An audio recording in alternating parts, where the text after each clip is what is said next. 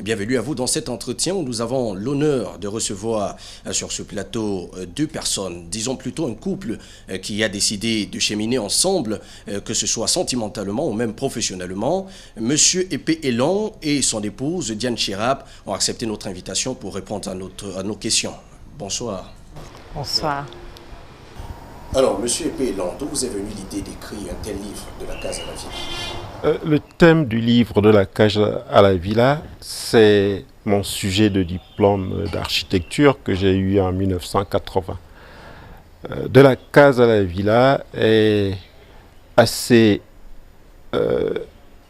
clair dans la démarche parce que notre architecture va de la case, l'architecture traditionnelle de notre continent, à l'architecture moderne qui a commencé avec des villas coloniales.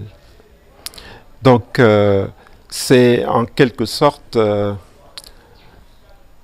un arrêt dans un long voyage et généralement le voyageur regarde derrière pour évaluer la distance parcourue et voir combien il lui reste à parcourir comme distance.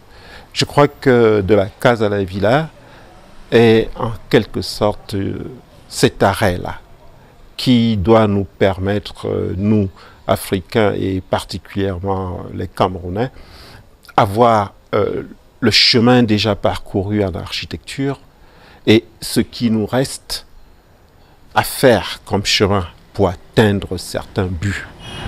Je crois que mon épouse, parce qu'elle est co-auteure de ce livre, aura peut-être quelque chose à dire par rapport au sujet. Alors ça tombe bien parce que nous savons que vous avez passé beaucoup de temps en Occident, notamment aux États-Unis d'Amérique, mais il faut dire aux téléspectateurs que vous avez choisi de rentrer sur le continent africain pour vous y installer, mais en dehors de cela, on se rend aussi compte que vous n'avez pas été envahi par la culture occidentale, parlant par exemple d'architecture. Alors on peut revenir sur ce concept-là, de la case à la villa, Diane Chirap. De quoi s'agit-il exactement?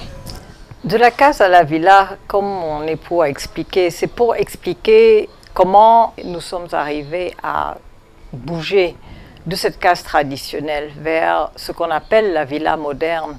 Et le chemin n'est pas terminé. J'ai épousé un vrai Africain, justement très panafricaniste, donc ça tombe bien pour cette chaîne de télévision. Et je ne connaissais pas grand-chose à l'Afrique à l'époque. Mais j'ai adopté le Cameroun comme ma deuxième patrie ou troisième. Et en fait, pour moi, être ici est naturel. Je ne me sens pas dépaysée du tout. Et je suis heureuse de pouvoir faire progresser la connaissance de l'Afrique. Et quand je dis la connaissance de l'Afrique, la connaissance du côté positif de l'Afrique, qui est malheureusement très méconnue, surtout aux États-Unis. D'accord. Et en quoi de la case à la villa permet aux Africains aujourd'hui de comprendre comment ont fonctionné les peuples au départ, et pourquoi on en arrive à des constructions que nous voyons au quotidien dans ce monde moderne? Il m'a fallu longtemps pour comprendre à quoi sert l'histoire. Et il est sûr que l'histoire est toujours subjective. Et souvent, l'histoire est écrite par les vainqueurs plutôt que les vaincus. Dans ce cas, connaître son passé devrait aider à marcher vers l'avant et faire du progrès. Mais il faut savoir d'abord comment nous sommes arrivés à un certain point dans notre vie, dans notre architecture et dans nos domiciles. Si je peux ajouter quelque chose sur la question qui vient d'être posée. De la case à la villa peut être un livre de salon, parce qu'il y a beaucoup d'images dedans, mais c'est surtout un livre d'école. Parce que ne pas savoir qu'à une époque de son histoire, l'Afrique a connu des grandes villes, dans les mêmes proportions que les autres continents pendant la même époque, c'est croire ou bien faire croire aux Africains que tout commence avec la parution des villes modernes. Ce n'est pas vrai. Nous avons eu des grandes villes. Et quand on constate que toutes nos villes sont aujourd'hui longent les côtes des deux océans qui nous contournent, si on n'explique pas aux enfants que c'est pour essentiellement des raisons économiques que nous sommes devenus des côtiers, alors que nous étions des intercontinentaux, parce que toutes nos grandes villes étaient dans le continent. On n'avait rien à faire sur l'océan, puisque on n'a jamais été des envahisseurs, on n'avait pas des grands bateaux pour traverser l'Atlantique. Donc, pour qu'on aille vraiment de l'avant, pour qu'on aille plus loin dans l'avenir, la connaissance de notre passé est primordiale. Ça tombe bien parce que justement, dans l'autre partie de cet entretien, nous nous chargerons de parler effectivement de ce côté historique, surtout l'histoire des peuples, parce que vous l'abordez dans votre ouvrage. Mais seulement, nous aimerions aussi savoir, parce qu'on sait qu'un livre comme celui-ci a besoin de beaucoup de recherches, a besoin de beaucoup de déplacements, de beaucoup de voyages. Est-ce que ça a été facile finalement d'écrire ce livre? Rien n'est facile. Et il y a beaucoup de voyages à faire pour écrire un livre. Pour ce qui est du Cameroun, j'ai eu la chance, pendant que j'étais expert à la Banque africaine de développement, de faire une mission qui allait du sud du Cameroun jusqu'au nord, à Koussouri. Ce qui m'a donc permis de parcourir le pays et de voir ce que je ne savais pas. Et j'ai également eu la chance d'avoir eu une mission au centre universitaire de Tchang, ce qui m'a permis de côtoyer le pays bamiléké en profondeur. Je crois que la difficulté est de découvrir surtout ce qu'on ne sait pas, quand on croit qu'on sait assez. Et la difficulté dans le pays qui est le nôtre, c'est de ne pas connaître notre vrai pays. Quand on reste à Douala, à Yaoundé, à Bafoussam, à Bamenda, si nous sommes aujourd'hui près de 30 millions d'habitants, les villes que je viens de citer ne me donnent pas 5 millions. Dans ce cas, où est le vrai Cameroun? Il est certainement ailleurs. Le vrai Cameroun est à Lolodorf. Il est dans la forêt équatoriale qui nous limite avec le Gabon. Et quand on ne connaît pas ce pays-là, l'intérieur du pays, on est loin de connaître ce Cameroun que nous aimons beaucoup, mais que nous ne connaissons pas assez. Donc, mon approche était, à mon avis, logique. Après tout, l'architecture, c'est pour les hommes. Et comment peut-on construire pour les hommes quand on ne les connaît pas? C'est pour ça que vous décidez d'aller à la rencontre des peuples, oui, pour comprendre comment est-ce que ces peuples-là ont fonctionné et dans le temps avant de se retrouver aux constructions modernes que nous avons aujourd'hui. Oui, et surtout, pourquoi fatalement nous en sommes arrivés là? Peut-être qu'il y aurait eu d'autres cheminements qu'on n'a pas pu prendre. Mais pourquoi ces cheminements-là? Ça devient impératif de savoir pourquoi. À l'heure où nous sommes, nous avons pris ce chemin et pourquoi pas un autre? Est-ce que c'est politique? Je ne veux pas en parler parce que ce n'est pas mon domaine. Est-ce que c'est économique? Bon, ça, on peut gratigner un peu. Est-ce que c'est sociologique ou simplement philosophique? On peut dire que c'est tout simplement architectural. Oui, parce que l'architecture a le malheur de malaxer tout ça et de compresser tout.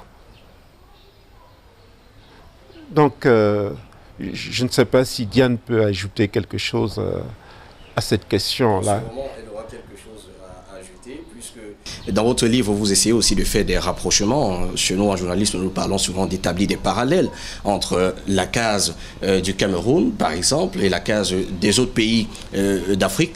Lorsque vous avez effectué tous ces voyages-là, Diane Chirap, qu'est-ce que vous avez constaté particulièrement concernant les habitations au Cameroun et les habitations dans d'autres pays d'Afrique? En fait, ce que l'histoire nous explique, c'est qu'il y a eu des migrations de peuples à travers le continent et vers le début du livre, on en parle de ces migrations.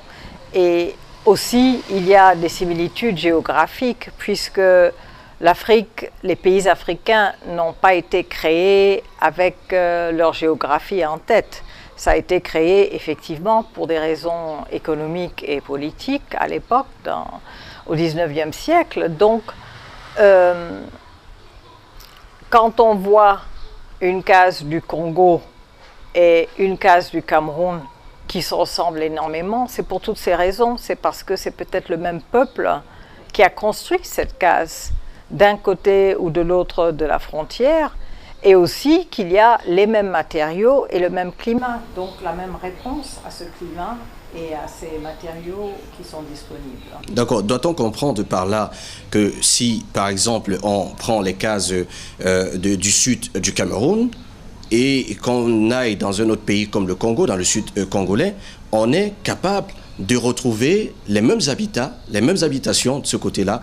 Et si on va, par exemple, du Tchad, au Tchad, dans le grand nord du Tchad, et qu'on revient dans le grand nord du Cameroun, on est aussi capable de reconnaître ce genre d'habitat. Absolument. Il y a énormément de similitudes. Quand on regarde des cases des pays de l'Ouest africain sahélien, il y a énormément de ressemblances avec nos maisons du Nord Cameroun. D'ailleurs, ce n'est pas pour rien que le Cameroun s'appelle l'Afrique en miniature. Alors, on remarque que vous dites nos maisons du Cameroun. Est-ce que vous avez adopté ce pays-là depuis longtemps? Parce que vous parlez comme si vous étiez camerounaise, alors qu'on le sait, vous êtes américano-libanaise. Oui, c'est ça, oui. Je crois que j'ai eu la chance effectivement d'épouser un homme très nationaliste et qui aime profondément son pays, et il a pu me transférer cet amour. Il m'a appris à comprendre la culture du Cameroun et bien sûr la culture Douala puisque c'est de là qu'il vient, mais aussi nous avons tous les deux eu à connaître des cultures d'autres parties du pays, et je ne sais pas, je ne peux pas exactement dire pourquoi, mais même je suis partie pendant très longtemps, mais quand je suis rentrée, c'est comme si je n'étais jamais partie. D'accord. Et juste une parenthèse, est-ce que vous parlez le Douala? Natoposon. Je parle un peu. Pour ajouter, enfin juste pour couronner ce que Diane vient de dire, ces ressemblances d'architecture de part et d'autre de l'Afrique. Au départ, c'était un constat. Mais à l'arrivée, nous avons eu la preuve que l'Afrique n'est pas divisée.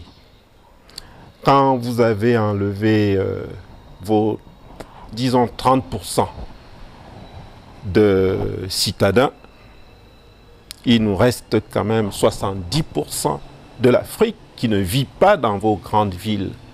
Et c'est dans ces 70% que passent théoriquement nos frontières. Il n'y a pas de frontières en Afrique, en dehors de quelques pays qui ont eu la chance d'être divisés par un fleuve de Congo, qui ont toujours été un seul Congo, puisque les deux côtés pêchent dans le même fleuve. Et les architectures traditionnelles que nous avons répertoriées et cartographiées nous montrent que l'Afrique n'est pas divisée. Et si elle est divisée sur la carte politique, j'ai ouï dire que c'est Bismarck qui a pris son épée. Alors son épée devait être extrêmement intelligente pour dessiner les contours du Cameroun, par exemple. Parce que ce n'est pas une carte facile à dessiner. Non, nous ne sommes pas divisés. Les Mousgoum, ils partent du milieu nord du Cameroun et s'étendent jusqu'au Tchad. Quand on va à Mora, Il n'y a pas de division naturelle entre notre partie et l'autre partie qui est au Nigeria. Quand j'étais là-bas, il n'y avait pas de station d'essence. Tu dis, je veux de l'essence, 5 minutes après, il y a une moto qui t'amène de l'essence du Nigeria. On n'est pas divisé. Donc, peut-être qu'en travaillant plus dans nos acquis, tels que ces architectures, et en essayant de dire à nos peuples les indivisions, sinon les éléments qui nous unissent, il y a des chances que nous allons aller un peu plus vite. Et le livre peut contribuer à ça, à montrer qu'en fait, on n'est pas divisé. L'Afrique est unie culturellement. Oui, et très unie. D'accord. Alors, monsieur et madame Elan, dans votre ouvrage, vous avez décidé d'adopter une démarche qui n'est pas forcément celle qu'adopterait un autre auteur qui écrirait sur le même sujet que vous. Vous avez décidé de passer par l'histoire pour raconter l'histoire des peuples, d'abord de votre pays, le Cameroun. Pourquoi est-ce que vous avez choisi cette méthode plutôt qu'une autre? Les peuples sont des personnes et les personnes vivent dans des maisons. Parce qu'en fait, le livre n'est pas tellement un livre d'architecture en tant que tel, c'est un livre sur l'habitat, sur la façon d'habiter. Et c'est l'homme qui habite quelque part, donc c'est pour cela qu'on parle des peuples. Donc vous pensez que les constructions sont arrivées au gré des habitudes culturelles ou alors traditionnelles des peuples africains? C'est-à-dire que la maison abrite un peuple et abrite effectivement aussi sa façon de vivre culturellement. Et c'est pour cela que si un peuple est plus guerrier, son habitat va refléter cette façon guerrière de voir la vie. Si l'habitat, comme souvent en Afrique, c'est la polygamie, donc effectivement on retrouve cette polygamie dans l'habitat de ce village. Alors, M. Peylon, parlant effectivement de ce que Madame vient de dire, est-ce que vous pouvez nous retracer l'histoire de l'habitat en quelques mots au Cameroun particulièrement? Comment est-ce que les Africains, en tout cas les Camerounais, ont commencé à construire tel type ou tel autre type de maison pour qu'on en arrive à ce que nous avons aujourd'hui? Oui, je crois que fondamentalement, l'architecture vient du besoin de protéger et de se protéger. Au départ, l'archéologie et puis l'histoire de la préhistoire nous dit que bon, les hommes se promenaient dans le continent africain. Bon, ils marchaient, ils vivaient de cueillettes et puis et parce que l'agriculture a commencé, parce que la récolte devait être gardée, sinon c'est le voisin qui venait chercher cette récolte qu'on a commencé à se protéger. Et à travers cette protection, il y a un ensemble d'éléments qui va donc entrer en jeu, les matériaux.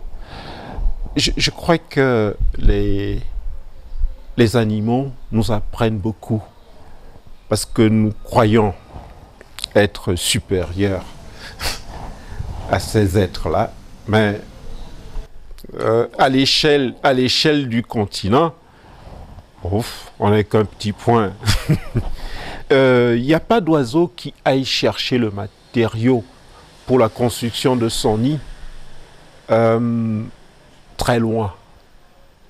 Parce que quand l'oiseau va se mettre à construire son nid, c'est pour s'abriter, pardon, c'est pour en faire le lit de la ponte de ses œufs. Il ne peut pas aller très loin. Et nous aussi, pendant une période de notre histoire, on n'est pas allé très loin pour chercher le matériau de construction de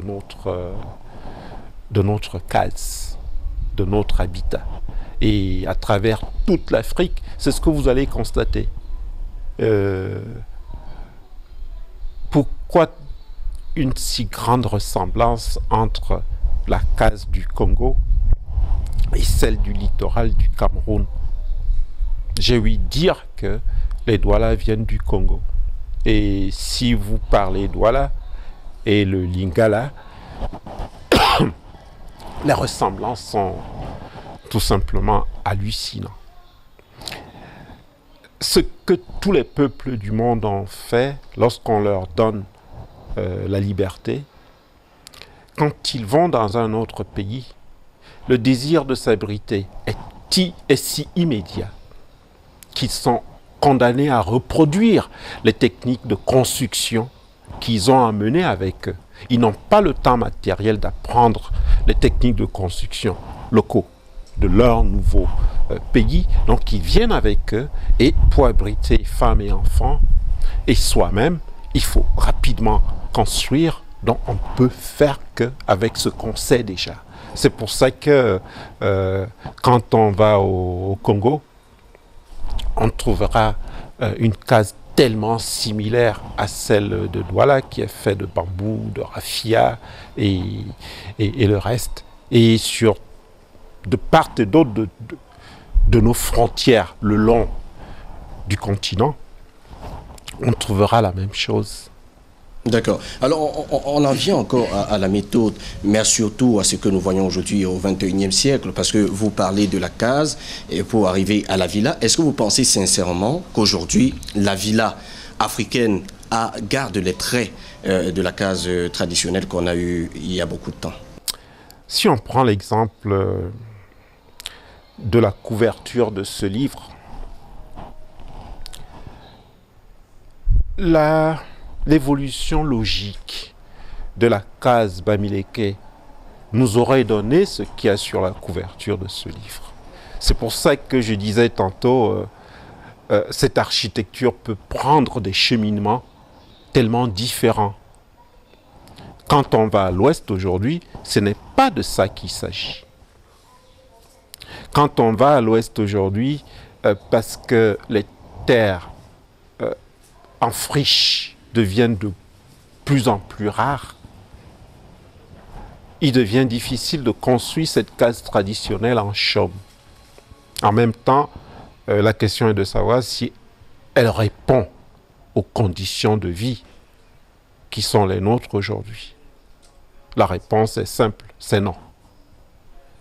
Par contre, sur le plan architectural, cette morphologie, je veux dire ce parallélépipède recouvert d'un cône, peut évoluer de la case à un gratte-ciel. Il n'y a pas de difficulté. Regardez donc cette case Bamileke et éloignez-vous tout simplement à 1 kilomètre. Qu'est-ce que vous verrez? Non, par l'œil de l'architecte que vous êtes. Ben, malheureusement, à 1 kilomètre, si vous avez la chance d'avoir cette case, vous verrez tout simplement que vous avez un méga gratte-ciel qui monte avec son parallélépipède. Ça reste imaginaire. Oui, en ce moment. Ça, c'est le travail de l'architecte. Mais c'est une possibilité. C'est comme ça que je vois de la case à la villa.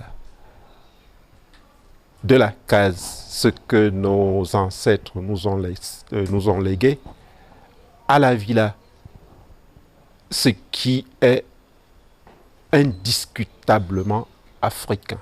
Je sais qu'on peut le faire. D'accord. Peut-être madame a quelque chose à ajouter. Moi, je voulais parler du fonctionnement, parce qu'il y a l'allure, l'aspect physique et esthétique de l'architecture ou de l'habitat, mais il y a aussi le fonctionnement. Et d'ailleurs, à l'époque de l'architecture moderniste, c'était que la forme suit la fonction. Donc la fonction est très importante. Et quand on dessine une villa moderne, contemporaine, pour un Africain, souvent, il faut ajouter une deuxième cuisine, parce que la cuisine occidentale ne correspond pas à beaucoup d'éléments de la cuisine africaine.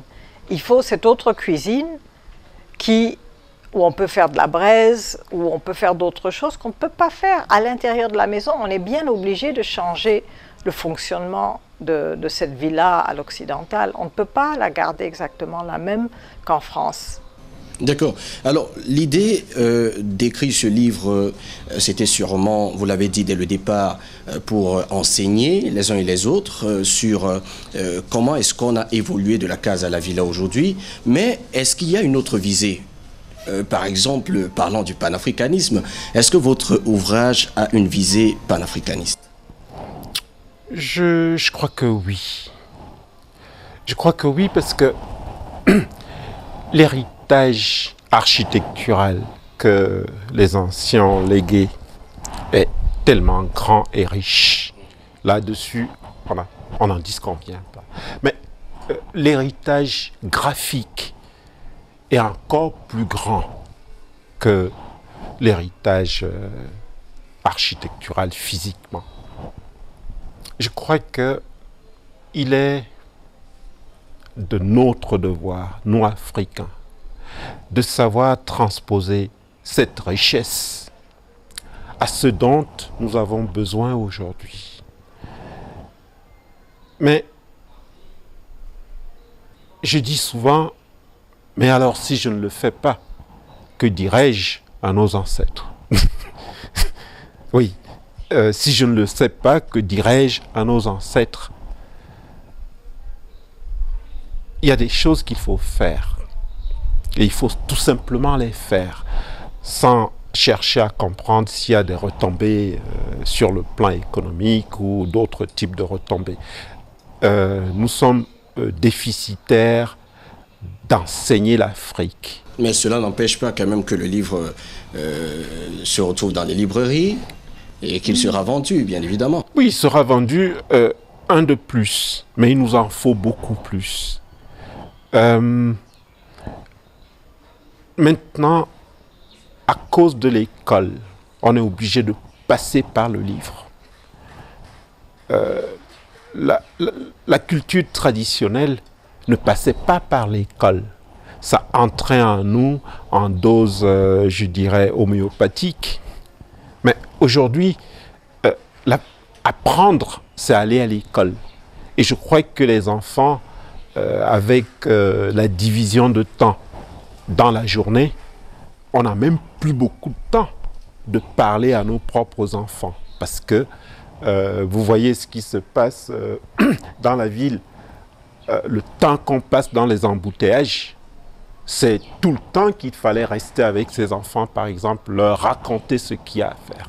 Alors, condenser ce savoir dans un livre peut être assez porteur. D'accord. Donc, globalement, Dian Chirab, comment est-ce que, en tout cas, quelle est l'idée principale de ce livre? À quelle leçon doit-on retenir, finalement, de tous ces écrits? Je crois qu'il n'y a pas une seule leçon. Comme vous avez mentionné au début, ce n'est pas un livre pur d'architecture.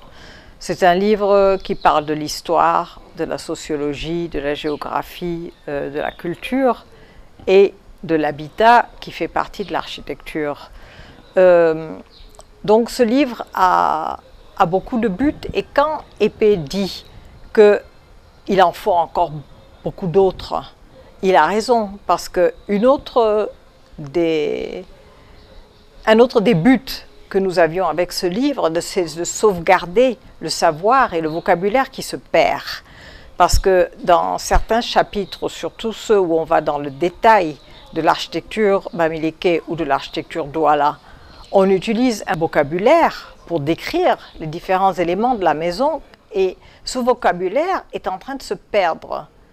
Si on ne le couche pas par écrit, puisque maintenant, le monde, on a rejoint le reste du monde où ça se passe par écrit. Si on ne couche pas toute cette terminologie par écrit, ça va se perdre. La semaine dernière, j'ai parlé à un chercheur malien qui travaille sur la sauvegarde des manuscrits de Tombouctou. Et quand je lui ai parlé du livre, j'ai dit que nous aussi, à notre façon, on essaye de sauvegarder le savoir des siècles passés, et même du début de ce siècle, enfin plutôt le siècle dernier, puisque maintenant on est déjà au XXIe siècle. Et il a dit que c'était vrai et qu'il fallait qu'eux aussi se penchent sur cet aspect du patrimoine. Parce qu'en fait, cette terminologie et ces éléments de la construction font partie du patrimoine de l'Afrique. Et il faut que chaque pays essaye de rassembler tous ces éléments avant que ça ne soit perdu à tout jamais. D'accord. Alors, on voit que le livre est divisé en 5 grandes parties. Et vous avez d'abord parlé de la case du Congo et puis la case du Cameroun. Le Cameroun est l'habitat traditionnel. Vous avez aussi parlé de l'habitat colonial. Et vous êtes arrivé aux orientations pour une architecture. Vous avez parlé de la mort et l'espace habité. Mais quelque chose vous a frappé lorsque nous avons parcouru votre livre. On a remarqué que vous qui incarnez des vertus panafricanistes, puisque vous avez dit que votre époux est très nationaliste, on s'est rendu compte que vous avez publié votre livre à Paris, en France, par les éditions Reneuve Éditions. Pourquoi n'avoir pas choisi, par exemple, une maison d'édition camerounaise ou tout simplement africaine dans ce sens? C'est bien dommage. C'est Reneuve Éditions, qui est en fait effectivement une maison basée à Paris, mais qui est aussi une maison très internationale, car il publie beaucoup de livres écrits par des Africains. Au Salon du Livre en 2014, quand le livre est sorti, nous étions avec un monsieur qui avait écrit un livre sur les soldats dans les guerres mondiales qui venaient d'Afrique. Et c'est un énorme ouvrage. Donc, Reneuve Éditions parle aussi beaucoup du Moyen-Orient. Donc, je crois que c'est eux qui ont publié ce livre. Je ne sais pas combien vous savez de la vie d'auteur, mais il n'est pas évident de publier un livre quand vous n'êtes pas célèbre à l'origine. Le deuxième livre, peut-être sera plus facile s'il y a un deuxième livre un jour, mais il faut que les planètes soient en alignement pour trouver la maison d'édition qu'il faut. Et Reneuve Éditions et vraiment, je pourrais dire que c'est une maison d'édition avec beaucoup de cœur. Monsieur Peylon, tout au long de votre parcours professionnel, vous avez réussi à faire un certain nombre de choses, parmi lesquelles, par exemple, la fabrication des carreaux, que beaucoup ne connaissent pas aujourd'hui. Je l'ai appris en faisant quelques recherches. Est-ce que c'est vrai et comment est-ce que vous procédez? Il s'agit de quel type de carreaux, par exemple? Pourquoi les carreaux? Quand on voit la maison camerounaise, j'ai cette boutade de dire, mais on a mis notre maison dans un conteneur et on est venu la monter au Cameroun. Nous avons pratiquement près de 70% de ce qui entre dans notre maison qui vient de l'étranger. Je vous ai dit tout à l'heure que l'oiseau ne va pas chercher son matériau très loin pour construire son nid. Nous, en ce moment et dans cette période de notre histoire, notre maison vient dans un conteneur. Et je cite, les carreaux dont vous avez parlé nous viennent d'Europe. L'électricité, la plomberie. Il y a même certains qui vont loin, jusqu'à aller acheter maintenant les portes en Chine avec le bois que nous avons donné aux Chinois. Bon. Personnellement, j'ai dit, bon, ben écoute, un carreau, c'est une plaque de matière naturelle qu'on peut poncer ou tout simplement laisser ça comme ça, on marche dessus. Ou alors, c'est la recomposition d'une roche naturelle. Et les carreaux dont vous parlez, ce n'est que du terrazzo, du marbre qui vient de Figuil, qu'on met en place, et puis on le ponce, et le résultat est tout simplement merveilleux. Donc ça veut dire qu'on peut tout à fait en fabriquer en Afrique, avoir des usines de fabrication de carreaux sur place, et ne pas avoir de problème. On aura le matériel qu'il faut. Il faut surtout qu'on le fasse. Merci à vous d'avoir accepté de répondre à nos questions, monsieur et madame Elan. Ce fut un réel plaisir. Merci à vous, chers téléspectateurs, d'avoir regardé cet entretien. On vous rappelle que nous étions en compagnie du couple Elon, Monsieur Epé Elon et Diane Chirap, qui ont accepté de répondre à nos questions. Nous vous rappelons aussi que leur livre s'appelle « De la case à la villa », publié à Paris par les éditions Reneuve, en espérant qu'une prochaine fois, sur cette même antenne, nous aurons un autre entretien avec un autre auteur sur d'autres thématiques qui concernent purement l'Afrique. Restez en compagnie d'Afrique Média Télévision.